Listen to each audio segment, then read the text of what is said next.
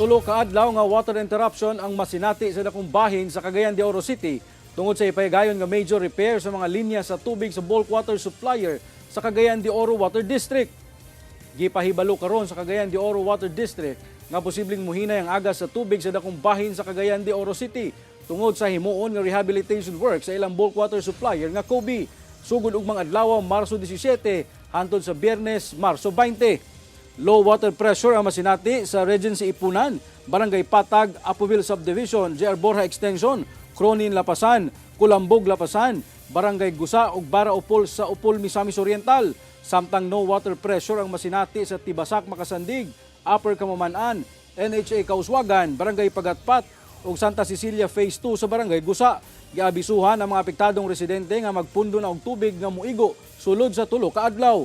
Hinoon aduna man kuno ipahigayon nga water rationing ang LGU Cagayan de Oro o COWD sa mga apektadong lugar.